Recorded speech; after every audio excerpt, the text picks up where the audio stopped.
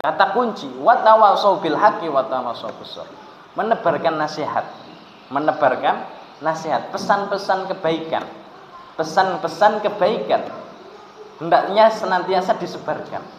Pesan-pesan kebaikan. Nah, di sini dikhususkan seseorang harus memberikan nasihat kepada pemimpin-pemimpin kaum muslimin. Kenapa dibedakan para pemimpin dengan kaum muslimin secara umum? Kenapa dibedakan? Karena hak pemimpin itu memiliki hak khusus di antara umat Islam pada umumnya. Maka di antara adab seseorang memberikan nasihat atau masukan, bahkan kritikan kepada para pemimpin, sebagaimana sabda Nabi Shallallahu Alaihi Wasallam, "Idza aradtum antan sahali di sultanin," dalam riwayat Muslim itu, kalau kamu melihat pemimpinmu dalam keadaan kacau, kezaliman macam-macam, kezaliman merajalela, dan kamu punya nasihat, punya kritikan, punya masukan, fala tubdihi alaniyatan, jangan ucapkan nasihatmu itu di depan khalayak umum. Jangan kau serang pemimpinmu itu di depan khalayak umum, kau caci maki dia dan seterusnya. Tapi falyakhudhu biyadihi, maka pegang kedua tangannya. Maksudnya secara sembunyi-sembunyi, secara privat, dijapri saja. Secara privat sampaikan nasihat itu kepada penguasa atau pemimpin. Fa in qabila, kalau pemimpin itu menerima masukanmu, nasihatmu, kritikanmu, fadzak, maka itu yang memang diminta, itu yang memang diharapkan. Wa illa, kalau nggak nerima,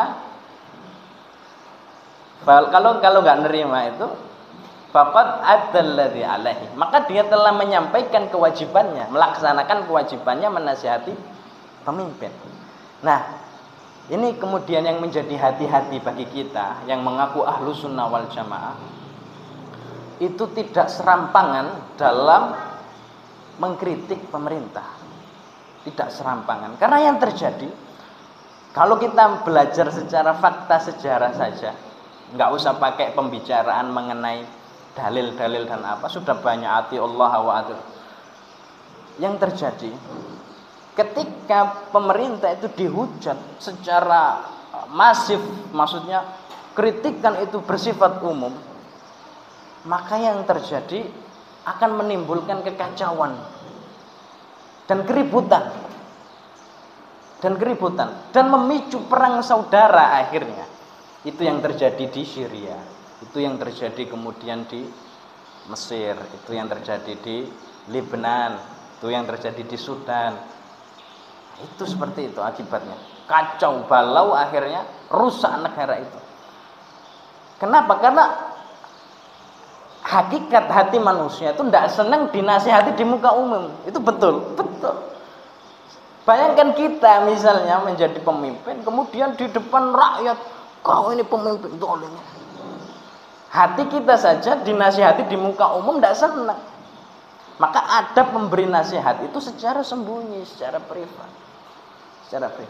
Maka yang harus dilakukan oleh orang yang beriman kepada Allah dan Rasulnya itu, sebagaimana sabda Nabi SAW riwayat Muslim, khairu a'immatikum, sebaik-baik pemimpin kalian itu alladzina tusalluna alaihim wa yusalluna alaikum. Sebaik-baik pemimpin kalian itu yang mana kalian rakyatnya itu mendoakan pemimpinnya, ya, mendoakan pemimpinnya, dan juga pemimpinnya mendoakan rakyatnya. Wa syiraru a'immatikum, dan seburuk-buruknya pemimpin kalian itu, ini hadis sahih riwayat Muslim, alladzina tal'anunahum wa yal'anunakum, yang mana kalian itu mencaci maki pemerintah dan juga pemerintah juga itu melakukan satu intimidasi kepada rakyatnya. Nah, ini ciri-ciri satu negara yang syiror, yang buruk. Maka yang baik itu ya kita mencela pemimpin, mohon maaf, bisa ndak berubah itu? Susah, agaknya susah. Menghujat sana sini agaknya susah mereka berubah. Tapi kalau kita doakan, bisa ndak Allah menjadikan dia berubah dari kezalimannya?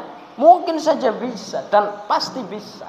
Ketika seseorang itu mendoakan pemimpin. Nah, itu yang diyakini oleh ahlu sunnah wal jamaah, bahwasanya menasihati pemimpin tidak dilakukan secara terang-terangan, harus secara privat, mengirimkan surat, mengirimkan email dan seterusnya. Itu yang dilakukan praktek, bahkan ini yang dilakukan oleh sahabat-sahabat Nabi sallallahu alaihi wasallam. Usama bin Zaid menasihati Utsman bin Affan ketika terjadi keributan di negaranya, menasihati. Dan harus dirahasiakan begitu. Wa ammatihim, dan menasihati